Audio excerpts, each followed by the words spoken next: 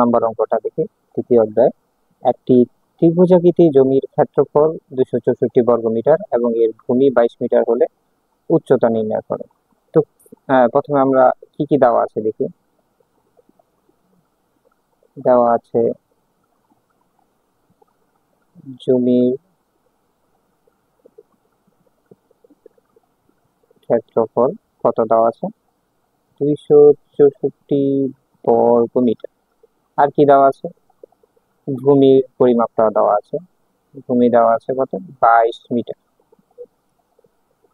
তো বের করতে হবে কি, তারা চাইছে উচ্চতা। তো আমরা ক্ষেত্রফল, ভূমি এবং উচ্চতা সম্পর্কিত কি সূত্র জানি, জমির ক্ষেত্রফলের সূত্র কি আমরা জানি কি, ত্রিভুজের ক্ষেত্রফলের সূত্র কি, ত্রিভুজের ক্ষেত্রফল সূত্র হলো হাফ গুণ ভূমি গুণ উচ্চতা।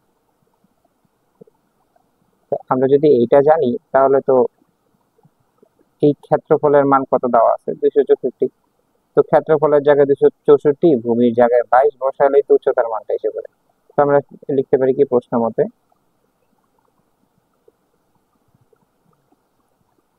হাফ গুণ 22 গুণ উচ্চতা কত, 264।